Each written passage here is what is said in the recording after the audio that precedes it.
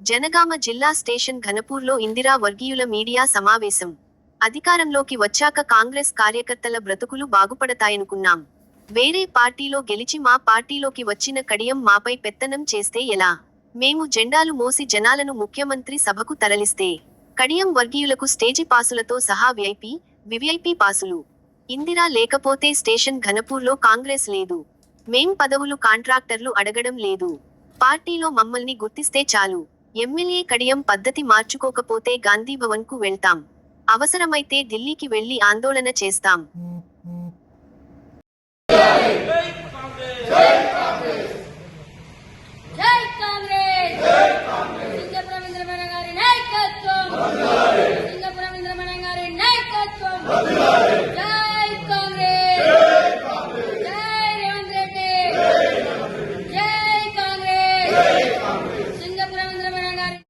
కానీ తెలవాలనే ఉద్దేశంతో ఈ ప్రెస్ మీట్ పెట్టడం జరిగింది.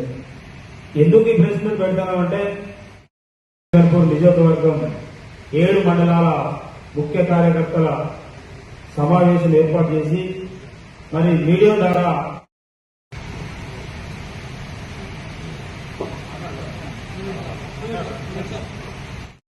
నేను 20 సంవత్సరాల వరకు కాంగ్రెస్ లో జెండా మోసుకుంటూ కష్టకాలంలో కాపాడిన పార్టీని కాపాడితే మేడం నాకు అధికారంలో లేకుండా కూడా ఇక కాంగ్రెస్ కార్యకర్తలందరూ కూడా ప్రతిపక్ష పాత్ర పోషించాల్సి వస్తుంది. ఎందుకంటే గతంలో వైఎస్ రాజశేఖర రెడ్డి గారు ఉన్నప్పుడు కూడా మరి టీఆర్ఎస్ కాంగ్రెస్ పొత్తులో గెలిచిన విజయరామరావు గారు మరి ఇక్కడ ఉన్న కార్యకర్తలను పట్టించుకున్న రోజుల్లో ఆ తర్వాత మన తాటికొండ రాజయ్య గారిని కాంగ్రెస్ పార్టీ నుంచి ఎమ్మెల్యే గెలిపిస్తే వారు కూడా కొద్ది రోజుల్లోనే పోయి టీఆర్ఎస్ పార్టీలో చేరడం జరిగింది. అప్పుడు 10 ఏళ్ళ అధికారంలో ఉన్నా కూడా స్టేషన్ ఘనపూర్ నియోజకవర్గం కార్యకర్తలందరూ కూడా ప్రతిపక్ష హోదాలో ఉండడం జరిగింది. రేవంత్ రెడ్డి నాయకత్వంలో తిరిగి అధికారంలోకి వచ్చిన తర్వాత మరి మా నాయకురాలు సింగపురం ఇంద్ర గారు కొద్ది తేడాతో ఓడిపోయినప్పటికీ సరే ఓడిపోయినా కూడా ఇన్ఛార్జ్ ఉన్నది, గవర్నమెంట్ ఉన్నది, మాకు మంచి రోజులు వచ్చినాయి, ఇకనైనా ఇక్కడ ఉన్న కార్యకర్తలందరూ బతుకులు బాగుపడతాయి, ఇక్కడ ఉన్న పేద ప్రజలకు న్యాయం జరుగుతుంది పార్టీలోకి వచ్చి మా ముందే వాళ్ళ పెత్తాలను చెలాయిస్తుంటే మరి కష్టపడ్డ మా పరిస్థితి ఏంటి? మరి మొన్నటికి మొన్న ఇక్కడ ముఖ్యమంత్రి గారి ప్రోగ్రాం జరిగితే మరి కనీసం ఇక్కడ ఏ మండల స్థాయి లీడర్లకు కానీ కష్టపడ్డలకు కానీ ఒక్క స్టేజీ పాస్ కూడా మాకు రాదు.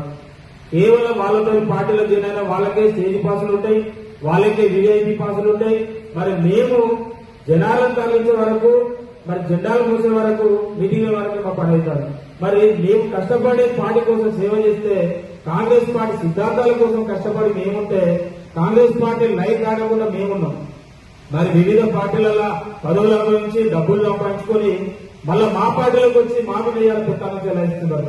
కాబట్టి అధిష్టానమైన రేవంత్ రెడ్డి గారైనా మరి ప్రత్యేకంగా స్టేషన్ ఘనపూర్ మీద ఈ దృష్టి పెట్టాలి. ఇటు అనపకొండ జిల్లా అధ్యక్షులు నాయన రాజేంద్ర రెడ్డి గారైనా, జనగాం జిల్లా మరి అధ్యక్షులు కొమ్మూరు ప్రతాప్ రెడ్డి గారైనా ఒక్కసారి మీరు ఆలోచన చేయాలి. ఇక్కడ 2 సార్లు ఎమ్మెల్యేగా పోటీ చేసిన సింగపురం ఇంద్ర గారు కోట్ల రూపాయలు ఖర్చు చేసుకుని చనిపోయిందనుకున్న కాంగ్రెస్ పార్టీకి జీవం పోసి మరి ఇలా పార్టీ ఇక్కడ బతుకున్నదంటే సింగపురం ఇంద్ర గారి ద్వారా, వారి ద్వారా. ఇందిరా గారు లేకపోతే ఇక్కడ కాంగ్రెస్ పార్టీ లేదు. అది మొత్తం తెలంగాణ రాష్ట్రానికి కూడా తెలుసు. ఇదే సభలో మొన్న జరిగిన ముఖ్యమంత్రి గారు పెట్టిన మీటింగ్ లో మరి ఎమ్మెల్యే గారి ఎలక్షన్ల అప్పుడు అదే మీటింగ్ లో ముఖ్యమంత్రి గారు వచ్చి మరి అక్కడ చెప్పడం జరిగినది. మరి ఇందిరా గారిని గెలిపియాలి, మరి ఇక్కడ వీళ్ళిద్దరు కూడా ఇక్కడ అభివృద్ధి చేయలేదు, ఒకరి మీద ఒకరు చెప్పుకొని స్టేషన్ ఘనపూర్ వెనకబడిపోయిందని చెప్పి వాళ్ళే చెప్పడం జరిగినది. మరి తెలిసినా కూడా వాళ్ళని పార్టీలో తీసుకున్నారు. సరే పార్టీ సిద్ధాంతాలకు మేము కట్టుబడి ఉన్నాం కాబట్టి మా మేడం గారు కూడా మీకోసం కట్టుబడి ఉన్నది. మరి వాళ్లకు కేబినెట్ హోదా లేదు, నామినేట్ పోస్ట్ లేదు, కనీసం ముఖ్యమంత్రి గారి మీటింగ్ కూడా మేడం గారిని రానియలేదు. ఎందుకంటే ఇక్కడ కార్యకర్తలు అందరి కష్ట సుఖాలు మేడం గారి తప్పటికి ఎవరికి తెలియదు. ఎందుకంటే 10 సంవత్సరాలు ఇక్కడ కష్టపడేది కాబట్టి మేము చేసిన సేవలేంది, మా కష్టం ఏంది, పార్టీ కోసం మేము చేసిన పని ఏంది మేడం గారు తెలుస్తుంది. కాబట్టి ఆ మేడమే రానప్పుడు మమ్మల్ని గుర్తించడం లేవు. మరి ఆ మేడం ఎందుకు రాణిస్తలేదు? మరి ఆ మేడం రానప్పుడు మా పరిస్థితి ఏంది? మరి ఇక్కడ ఉన్న కార్యకర్తలందరం కూడా మేము ఏమైపోవాలి? మీరు కడియం గారు పార్టీలోకి వచ్చినప్పుడు ఒక మాట చెప్పిళ్ళు, మరి నాతో వచ్చిన వాళ్ళు అందరికీ పచ్చపులుసు, కాంగ్రెస్ పార్టీని పట్టుకొని పనిచేసిన వాళ్ళందరూ కూడా మీ అందరికి బిర్యానీ ఉంటుందని చెప్పిండు.